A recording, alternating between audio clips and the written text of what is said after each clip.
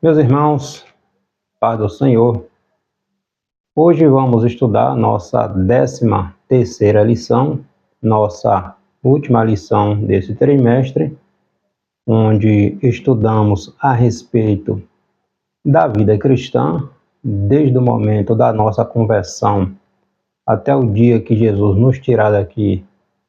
O cristão, ele precisa observar as ordenanças que a palavra de Deus nos instrui, né? O padrão bíblico para uma vida cristã. Estudamos 12, hoje nossa 13ª lição, a respeito de como o cristão deve proceder neste mundo. E hoje, fechando nossa 13ª lição, a realidade bíblica de uma fé que faz a diferença.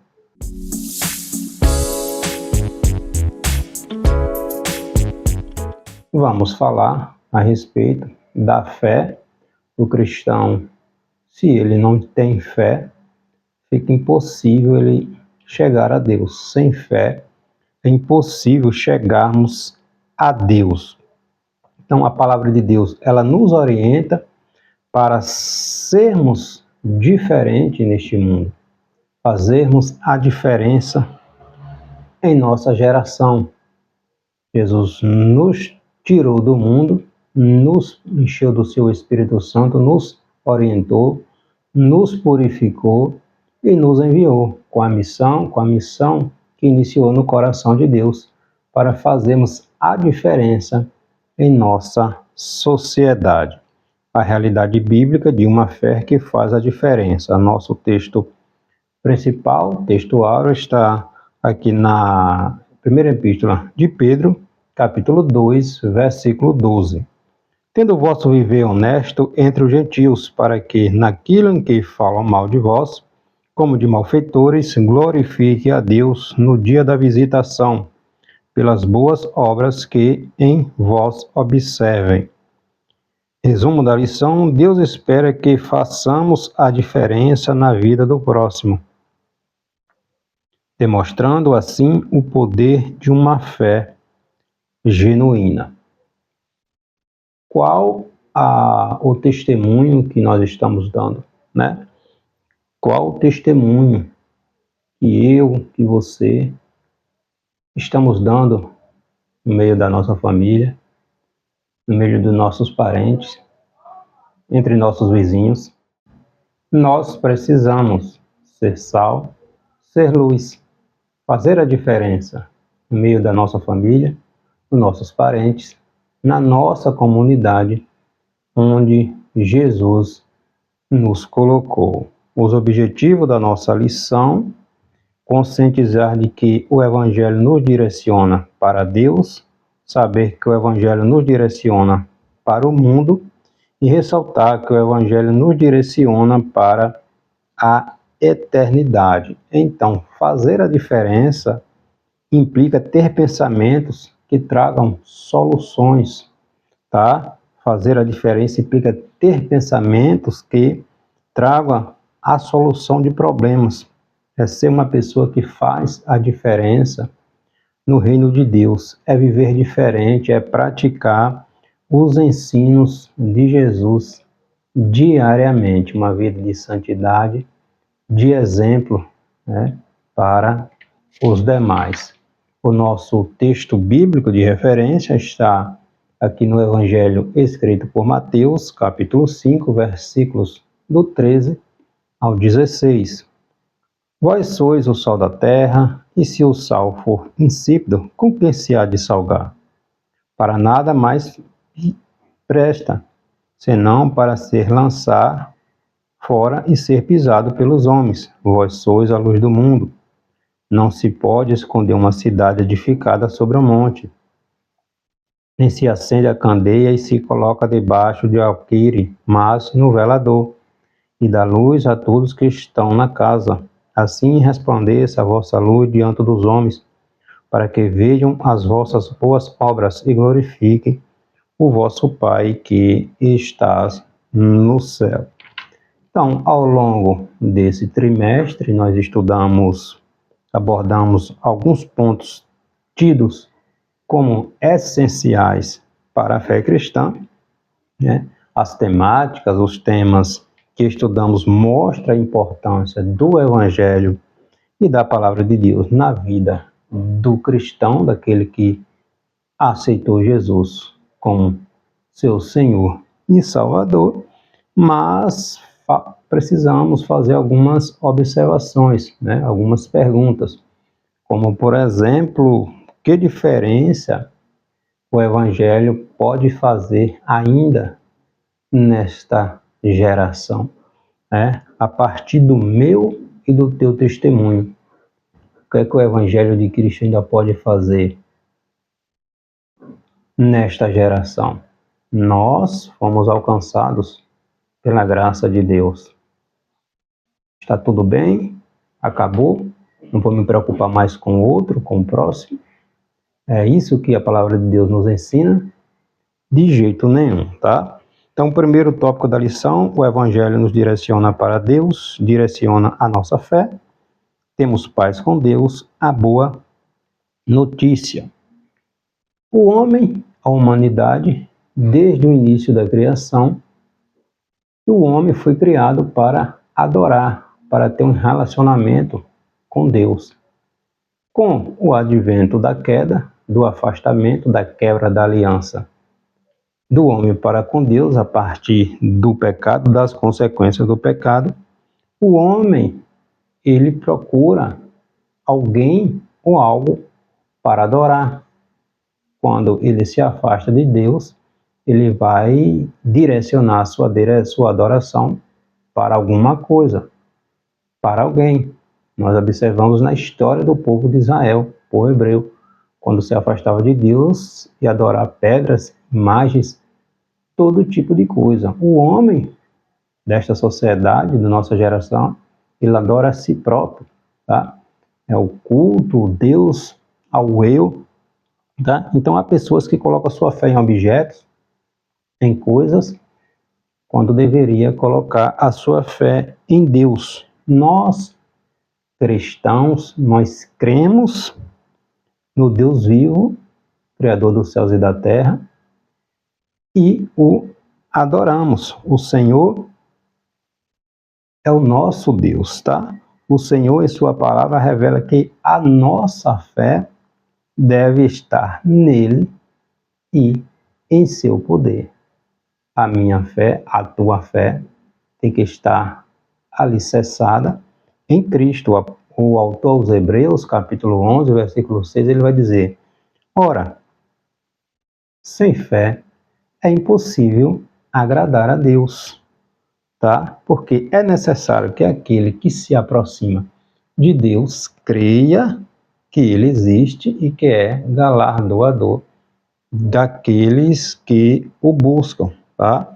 Então, nós vivemos em dias em que as pessoas rejeitam Deus para viver de acordo com seus próprios desejos, seus propósitos, suas vontades, ignora o Deus Criador, a geração do antropocentrismo, do eu, do homem no centro, do homem como a razão de tudo. Porém, a mensagem do Evangelho ela continua sendo consistente.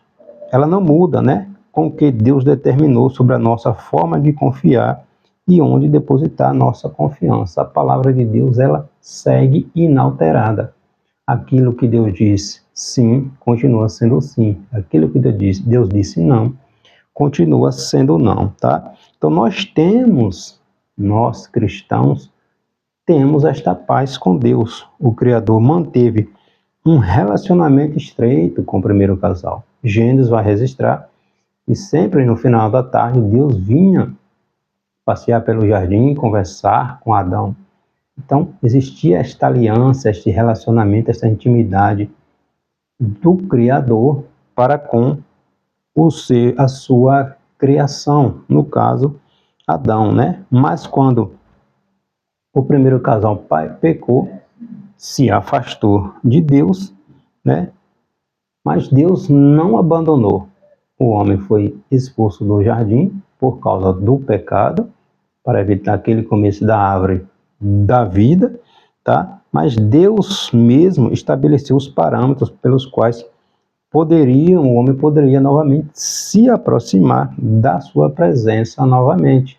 Gênesis capítulo 3, versículo 15, Deus está lá determinando que da semente da mulher de Eva nasceria Jesus, aquele que esmagaria a cabeça da serpente. Então Deus não deu as costas para o homem.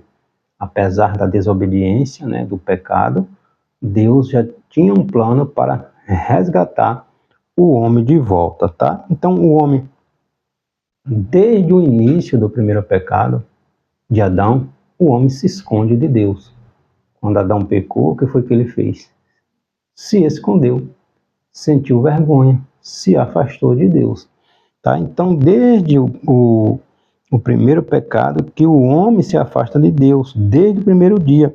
Né? E sempre que o homem peca, sua tendência natural é se afastar ainda mais de Deus. Depois da queda, a única forma de nos aproximarmos de Deus é mediante a fé em Jesus Cristo, nosso Senhor e Salvador. Uma das consequências do pecado foi a perda, né? A perda da paz, e a sua ausência traz insegurança, incerteza de dias melhores, né? E o contínuo afastamento dos propósitos divinos. Quanto mais o homem rejeita seu Criador, mais ele se distancia da verdade, mas ele se afunda na escuridão.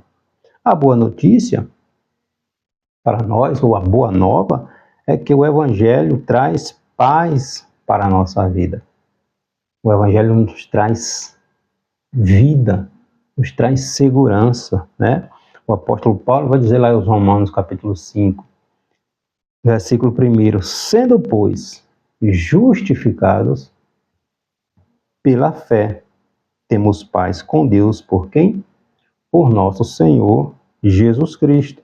Ou seja, a justificação, ou seja, ser declarado justo e livre de qualquer culpa, né? Vem por meio do perdão dos nossos pecados. Ou seja, Deus Pai olha para mim, Cláudio, olha para você e nos vê justificados, santos, purificados por nossos méritos? Não. Através do seu Filho, Jesus Cristo. Deus olha para nós através de Jesus e nos vê justificados, perdoados, né? Prontos para entrar no céu.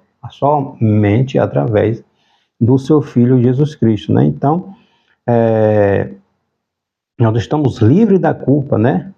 Que veio por meio do perdão dos nossos pecados, que foram quitados por nosso Senhor e Salvador Jesus Cristo na cruz. Então, uma vez perdoados e considerados justos através de Cristo, recebemos esta paz com Deus, essa paz que o mundo tanto deseja, mas não encontra, tá? Essa paz não é fruto de alianças políticas, não é fruto de um estilo de vida contemplativo, de uma mente pensante, não.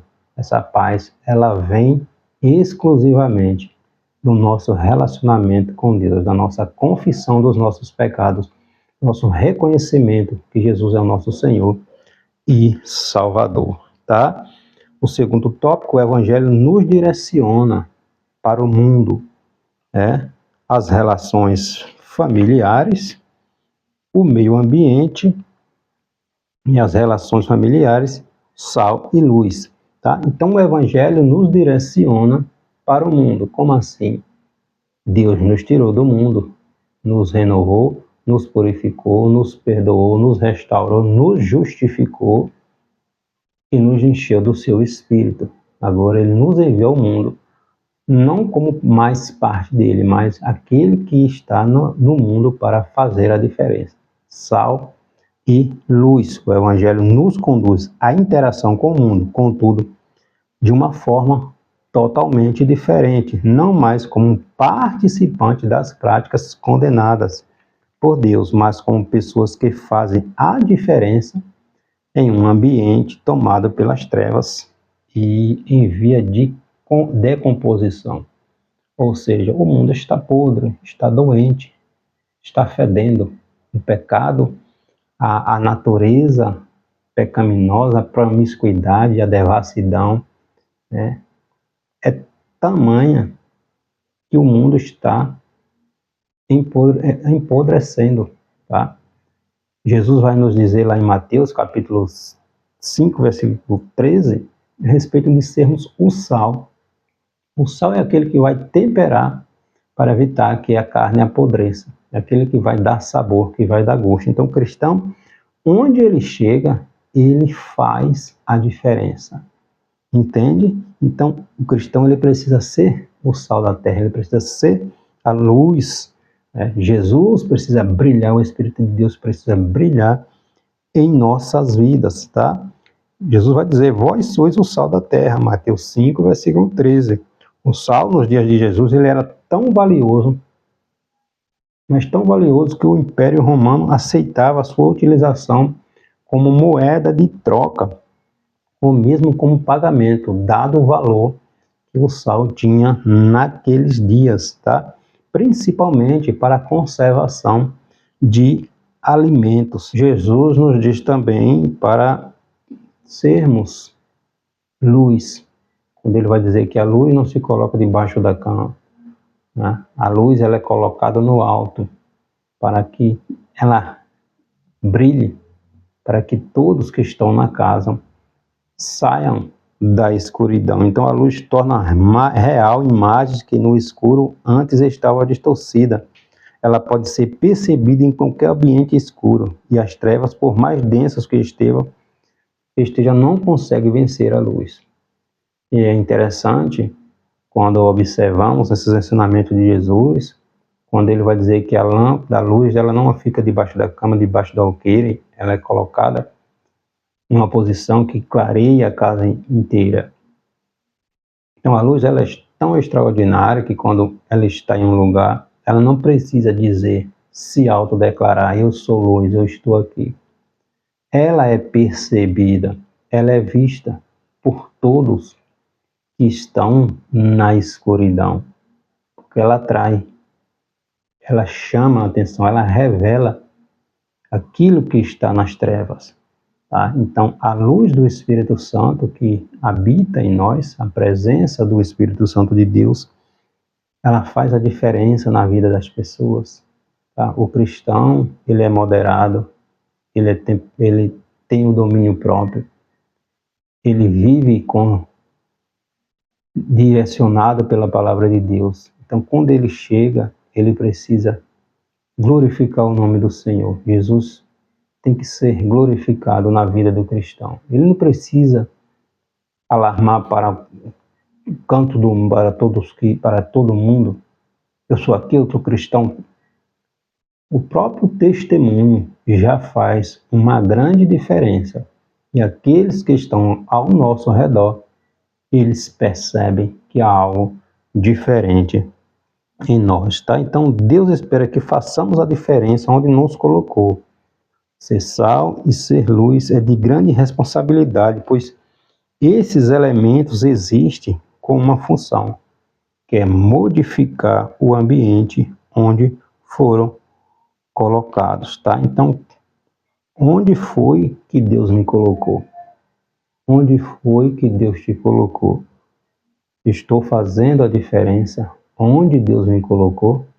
Estou dando testemunho de que Jesus é na minha vida, que sou um discípulo de Cristo? Ou as pessoas não sabem que você é cristã, que você é cristão? Ou as pessoas não seguiriam o teu exemplo como cristão? Reflete. O testemunho que eu estou dando levaria outras pessoas para Cristo ou não?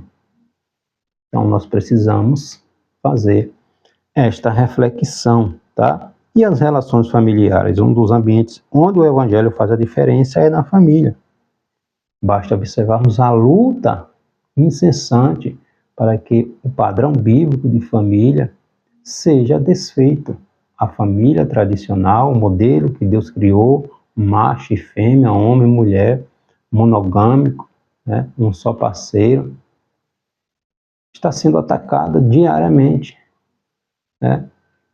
Então, a família, ela é atacada, tá? Então, quando a palavra de Deus, quando a presença de Deus, do Espírito Santo, é na família, há verdadeiras transformações, há incontáveis testemunhos de casais que, tendo aceitado Jesus, tiveram seus relacionamentos transformados por meio da comunhão, da vivência, da prática dos ensinamentos da palavra de Deus. A gente tem na Bíblia N exemplos de quando o casal coloca Deus no centro, né, e Deus entra com uma providência. Lá em Gênesis vai falar a respeito de Isaac e Rebeca. Isaac, filho de Abraão. Rebeca era estéril e, por causa da oração de Isaac e de Rebeca, muito tempo de oração, Deus abriu a madre de Rebeca e ela concebeu, tá? Outro exemplo clássico é lá no livro de 1 Samuel, quando Ana, esposa de Elcana, ela era constantemente atacada por Penina, porque Penina tinha filhos e ela não. Então Ana se prostra diante de Deus, com o coração quebrantado. Deus ouve o clamor daquela mulher e ela gera um filho, ela concebe um filho, tá? E foi Samuel. Samuel, esse que veio ser profeta, sacerdote e juiz. Ana fez o voto a Deus, honrou o voto e Deus abençoou a madre de Ana com mais 5 filhos. Lá no Novo Testamento, nós temos um exemplo, lá em Marcos, capítulo 5, versículo 41 a seguir, de Jairo, quando sua filha estava enferma, veio a falecer, e a oração de Jairo, a intercessão de Jairo, a busca de Jairo por socorro em Jesus, levou Jesus a fazer um milagre no seio daquela família e ressuscitar aquela menina, tá? Então, Deus valoriza a união familiar entre um homem e uma mulher. Pela fé, Deus responde às nossas orações. Então, o Evangelho de Cristo torna os filhos mais obedientes aos seus pais. Quando o filho, o rapaz, a moça é cristã, né, frequenta a escola bíblica, tem desejo, estuda a palavra de Deus, ele vai se portar diferente daqueles que não aceitam Jesus, que não seguem a palavra de Deus. A diferença é gritante entre um cristão genuíno e aqueles que não servem ao Senhor. Da mesma forma, né, a palavra de Deus torna os pais mais sensíveis e amáveis para com seus filhos. E em relação ao meio ambiente? A criação, nós sabemos que é obra de Deus. Deus criou tudo pelo poder da sua palavra. Então o Evangelho muda a forma de pensar e agir do cristão também em relação ao ambiente em que ele se encontra, né? Um salvo em Cristo, ele não vai destruir o meio ambiente onde ele está. Pelo contrário, ele vai conservar, né? Da mesma forma como os hebreus, né, eles deveriam cuidar da terra onde eles haviam sido colocados, ali a terra de Canaã. Nós também somos incentivados a interagir com o meio ambiente de forma a preservá-lo, né? E de usufruir dos seus recursos com sabedoria. Nós somos servos de Deus, não podemos nos esquivar da mordomia, né, do nosso trabalho. Deus deu a responsabilidade ao homem para que ele cuidasse da terra, para que ele zelasse da terra. Então, a nossa responsabilidade como mordomos, como administradores também recai a respeito de cuidarmos da criação do nosso Deus. Então, tratemos com zelo e cuidado o ambiente onde Deus nos colocou. E para nós finalizarmos o nosso terceiro tópico da lição, o Evangelho nos direciona para a eternidade, né? A eternidade em nosso coração, e nós não estamos sozinho, né? Então o ser humano foi criado por Deus, o homem foi criado por Deus de forma planejada. O que é isso? O homem não é um conjunto de elementos químicos que se amontoaram ao longo de um processo e se deu por acaso. A loucura da mente humana, de uma mente sem Deus, tá? Então nós fomos criados por Deus de forma planejada. O homem, ele tem dentro de si o desejo de não passar pela morte. Ou seja, não fomos criados para morrer. Por isso a morte assusta tanto. O nosso cérebro, ele faz com que não pensemos na morte. E a morte é uma verdade, uma certeza absoluta. Todos passarão por ela. Tá? Então, nosso cérebro, ele faz com que não pensemos nisso, apesar de tão real que é a morte, tá? Então, essa quebra desse ciclo proposto por Deus de uma vida sem fim, ou seja, o pecado quebrou esse ciclo, né? Pois não morríamos, assusta qualquer pessoa, pois a morte não há, depois da morte não há retorno. Morreu, acabou, cessou esta vida nesta terra. Tudo aqui que conhecemos, que vivemos, que presenciamos, que participamos, acabou-se, não volta mais, não existe mais retorno, tá? Então, o homem, a humanidade, ela deixa de pensar, ela não quer pensar que um dia a morte chega. Então, o homem faz plano, projeta, mas, como vai dizer lá em Lucas capítulo 11, louco, esta noite te pedirão a tua alma. O que tens preparado, para quem será, tá? Então, em Eclesiastes, capítulo 3, versículo 11, o sábio vai dizer, né? Deus fez tudo formoso no seu devido tempo, também pôs a eternidade no coração do ser humano, sem que este possa descobrir as obras de Deus, que Deus fez desde o princípio até o fim. Ou seja, Deus planejou, criou tudo perfeito. A desobediência do homem trouxe esse caos à humanidade. Mas Deus não intervém na história? Sim. Deus intervém, sim. E Deus não perdeu o controle de nada. E uma coisa também importante, nós não estamos sozinhos, né? A igreja do Senhor, ela é milhares e milhares e milhares de pessoas. Não conseguimos imaginar a grandiosidade do Evangelho, o poder extraordinário que tem a palavra de Deus quando ela entra no coração do homem, né? Não podemos conhecer todas as culturas do mundo onde a palavra de Jesus já chegou, bem como as pessoas que foram alcançadas pela salvação. Mas é certo de que um dia, conforme nos ensina a palavra de Deus, nos reuniremos com nossos irmãos salvos no porvir, e eles não são poucos, são milhares e milhares de milhares. O Evangelho do Senhor, irmãos, ele não ficou só restrito em Jerusalém. Ele ultrapassou barreiras geográficas, linguísticas, culturais. João, lá em Apocalipse, João contempla os últimos dias e diz: depois destas coisas, olhei e eis aqui uma multidão a qual ninguém podia contar, né?